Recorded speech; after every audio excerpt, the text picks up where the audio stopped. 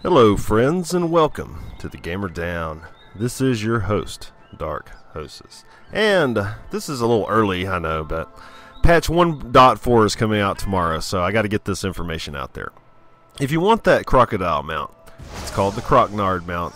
And if you're a defiant, your quest begins in Abyssal Precipice. It is at the very beginning from the Faceless Man.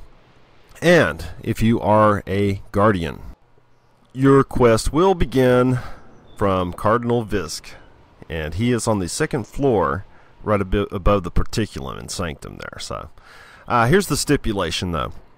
If you are a guardian, you have to have done Abyssal Precipice before. That's the only way you're going to get the quest. And if you are defiant, your quest is actually tied into Abyssal Precipice, so you're going to have to do it anyway. So everybody's going to have to do Abyssal Precipice at least. And later on in the quest line, I didn't get to do it because there's nobody to group with on the public test shard right now. But later on, you'll end up in Expert Runic Descent, and that pretty much is all of the group content you're going to have to do. The rest of it is all solo. So everybody's going to have a croc nard mount, which is, I guess, alright. So if you did not catch that, patch 1.4 is slated for August 3rd. 2011. So, you're probably wondering why. Why is Dark Hostess out in Scarwood Reach? What's out there? Well, you know what they did? They finally amped this zone up a little bit. I just wanted to show you how it looks right now with the little ruddy textures, you know, and real depressing textures, you know. I mean, everything is really drab, to say the very, very least. And it really reminds me of Angmar if you've ever played Lord of the Rings online. And we're going to talk a little bit more about 1.4. Don't worry about that. But I just wanted to show you Scarwood Reach, how it looks now, and what you will be seeing very, very soon. The devs have went out to Scarwood Reach, and they have dumped a truckload of fertilizer. And that is the only explanation.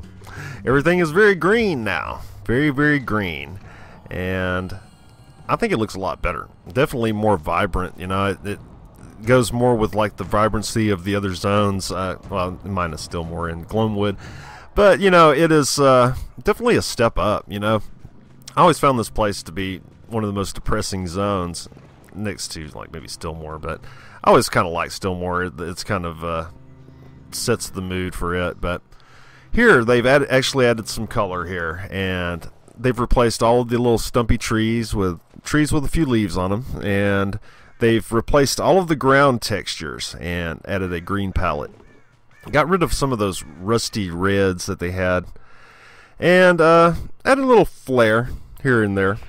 As we ride through this, we'll talk about patch 1.4. There's one thing, though. You'll see I'm on the public test shard, and there's invisible enemies everywhere that are beating me senseless. And everywhere I went in this public test shard here, they're obviously testing like the phasing and things like that, because there were some really crazy things happening to me. As you see, the guys finally showed up, but yeah, it looked like there was like no mobs in the entire zone when I was cruising through here, but they were there. They were fighting me and attacking me and trying to kill me unsuccessfully, thankfully. Now, I'm not 100% positive that this greener Scarwood Reach is going to be out with the patch 1.4. It might be for 1.5. And my last weekly review got kind of a little complicated, you know, because they have patch 1.5 and 1.4. You know, they have different pieces of it on the public test shard. So, what I showed you last week were the dailies for the world event that will be coming up, and it has to be 1.5. You know, there's no other reason they would be testing it at this point. So, as we go through this greener Scarwood Reach, let me tell you what you're going to get with 1.4. For the PvPers, what you are going to get is escalation for Whitefall steps. And what that is a little different slant on Whitefalls. And, you know, might make it a little more entertaining. It is more of a back and forth battle instead of just standard capture the flag. It takes a little bit of getting used to and to understand exactly what's going on, but basically whoever controls all three of the objects, they win. So it's a little bit of a back and forth because you can get objects back. And I believe the objects originally emanate from the rift that is like in the middle of Whitefall now. So that's the story with it. Okay, and you also get the PvP raid rifts, and those will be quite entertaining. I'm sure that the Defiant are going to have a field day because they are just going to trounce all of the Guardians because they outnumber the Guardians 100 to 1 or something like that. I don't know. It's some insane number. They just completely outnumber the Guardians. Now for PvEers, what you're going to get is actually quite a bit. You know, these are supposed to be PvP patches, but you know, the PvE side is getting, you know, quite a bit of stuff as well. There's going to be the cross shard looking for group, something we've all anticipated and wanted for ages now. Then we have the Water Saga, which we've already talked about, and that's how you obtain the Croc Nard mount. There's also the new 10-man raid entry-level dungeon called the Drowned Halls, which is actually out here in Scarwood Reach itself. And you have to have Omen Sight or Quantum Sight to enter that. It's same concept as the Sliver that is out in Shimmer Sand. There's also new rare crafting materials, a new tier for the harvesting professions out there. So be on the lookout for that with your eyes, you know. And let's see, there's a new crafted item set, 8 new crafted item sets for dungeons and raid players. So have to see how that goes. There's new player crafted augments, and you know, I've talked about those daily quests, and you know, I am assuming quite a bit that they are for a world event. If those dailies are in tomorrow, then they're in tomorrow. You know, there's really nothing I can say about that.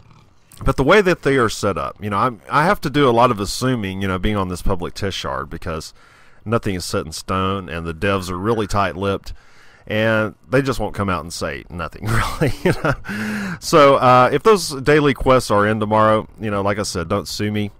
From what I'm assuming, they are part of patch 1.5 and a upcoming world event or something like that. Because I know that one of those quests, the one I wasn't able to show you, the Dragon Moat quest, that will most likely be in tomorrow, according to the patch notes and things like that. So it is a strong possibility those other quests are in there. Maybe they are wrapped up as part of this 1.4, 1.5 patch or something like that, but it is set up just like the, you know, a world event. You know, it seems like there's different phases. There was one set of quests in the beginning, and then the next day I logged in, there was a whole different set of quests. So that is, you know, what I'm assuming, you know. And you have to assume with me here. And what I gather, you know, is if it isn't for this patch 1.4 or 1.5, then it's for an upcoming world event in 1.5. If not, you know, then they're going to be in tomorrow, you know. So, like I said, you know, it's either or. It's either one of those two. You know, they don't come out and really say anything.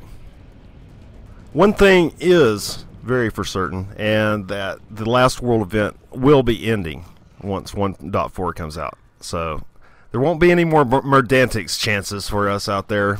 I tried and tried, and I didn't get my Murdantics mount off the Water World event. That sucked. That really sucked.